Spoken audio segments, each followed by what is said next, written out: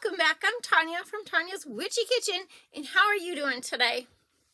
I am dreading school starting. I am totally dreading that. I think I told you this. I am just so dreading it. Like, I am not looking forward to it at all. If I could pay my child like $1,000 to homeschool, I would. Yeah. Are you guys back into the school mode? I know it's so weird because when you watch people from all over, like we were out of school and it seemed like this one place, it was like mid-July, end of July, and they were ending their school year. And they could be one of those schools that goes all year round and then they have breaks, so many breaks. Like it's like semesters and then there's breaks in between. Whatever. My kids start a week or two before Labor Day. They start the end of August, same as the college. And we go until like literally the week before Memorial Weekend. And yeah.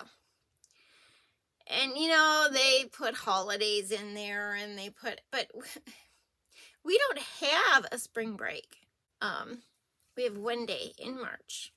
However, found out, I think I've said this before because it was just amazing, that my niece, who was going to school in Minnesota, they started later, they ended at the same time, and they got a full week of spring break.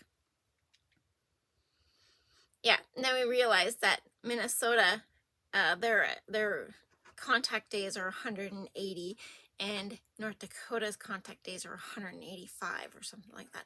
So it's really stupid. Like, give me the 5 extra days. Come on, if this ain't a federal thing, I want those extra holidays. Yes, but I am so dreading it. I don't even know why. I just am. Even though my youngest is probably looking forward to school because he gets to be with his friends then on a constant basis. That is the only reason he goes to school, is to see his friends. Even though he has been able to see them this summer, probably more than ever, but that's just because of things they've set up and stuff like that, Yeah. But anyway, today we are doing a soap. We're giving this soap a new look because I didn't like the original. It was fine. It was fine. I just didn't like it, 3 things. Dream big. Be true to you. You are worth it. And let's go check out the new and improved It'll Buff. Literally, It'll Buff. The only thing the same about this is the fragrance oil. So first off, I didn't use distilled water. I used actually a citrus hydrosol that I had made, and it was in my fridge, and I was like, you know what? I wonder, how this will work in a soap. I needed to do something with it, and it's funny how the pH is different than the pH of my actual water that I used. But anyway, it's neither here nor there. So that is what was in my lye water, which you couldn't tell anyway. It just has a citrus scent to it. Will it last in the soap? Probably not. You know how that all works. Now, as you can see, that is not totally emulsified. But I'm going to add my fragrance oil, which is Blood Orange and Goji Berry by Aztec. And I'm going to continue mixing because this also adds, what else do we add in here? We add some kale and clay. We add some orange peel. We add some pumice powder. And we add some oatmeal. And from watching this, I'm going to say it was already in the oils. I like to put the orange peel in the oils and let it set while they're warm. Soften it up a little bit. Anyway, let's see. These colors are Brambleberry Orange and Merlot Sparkle, both by Brambleberry. And then we're going to leave some of it plain.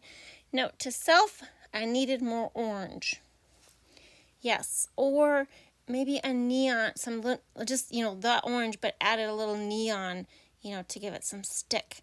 It looked good there, but through the saponification process and all that, it You'll see. I'm getting ahead of myself. The Edelbuff bar, it is an exfoliating bar. I love exfoliating bars, and I just don't know if I do enough of them. You know, some people love them, some people hate them, you know, but I absolutely love the salt bars, the exfoliating bars, the coffee body bars, not the coffee scrub bar. No, that one's kind of harsh, but that's another thing altogether. And that Merlot Sparkle, I think it did the job. I'm trying to remember now because I can't. Doing a bowl swirl, and here was my thought process. I just don't think that the fragrance oil was supposed to discolor this much, but maybe it does. I don't care. I'm just thinking ahead, and I shouldn't be thinking ahead. I wanted a swirl, so I wanted the white and the orange to be swirled together. I should have used titanium dioxide just to make it pop. So I'll go slow here so you can see this. Whoosh. Whoosh. So cool. I kind of really wanted the orange to pop, and it didn't. It didn't. I'm getting ahead of myself, but it didn't. And so, but I wanted the orange and the white swirled together. Kind of, I don't know, just swirled, because then I took my hanger swirl. I'm going to remember it. Yeah, it's really liquidy there. I wanted it thick. I wanted, like, goji berries. Have you seen goji berries? Do you know what they are? They're kind of that color. But I wanted it swirled to kind of spin, right? To get this up to spin. And then just do a simple, very quick drop swirl with the red, and to make just a few teardrops of goji berries in the soap. I know it's kind of weird, but that's just how it is. And then just decorating the top of this. What else have I got to say about it? It was a very simple bowl swirl.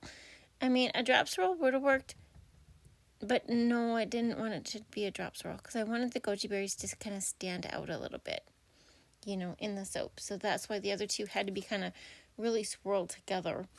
So the exfoliation, because of the kale and clay and the orange peel and the pumice powder and the oatmeal, it does make an excellent exfoliation bar. Like, it's a beautiful bar. It's got a beautiful scent. If you like the fruity scent, it's perfect for everybody. Kids love it, except for the exfoliation part. But the scent, the kids love the scent. So it's really like a for anybody scent. Here's the bar after it's cured, or after it's taken out of the mold. Nice and hard solid. Those are not orange spots, the dreaded orange spots. Those are orange peel. That's what they do in the soap. Put them in my all jacked up, and they look funny in that one because of the green and the black. But it's okay. They're just great. And then as far as cutting goes, how did I do? It still looks really light, but I will disappoint you and say it does darken at the end. But look at my berries. See the goji berries? They're perfect. They're hanging there. They're not even, they didn't sink down. They stayed on top, kind of like hanging from a tree. That was perfectly executed. You know, just basic luck on my part.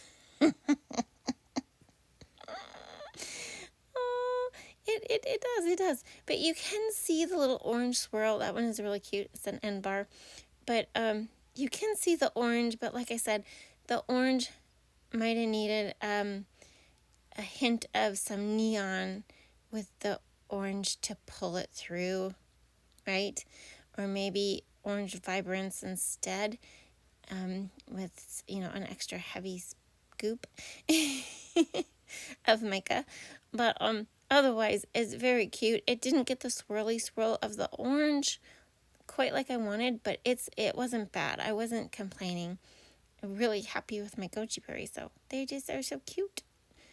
Yeah, they hung there. I just couldn't believe I had executed that the way I wanted to. You have it in your mind. It's kind of like Halloween costumes.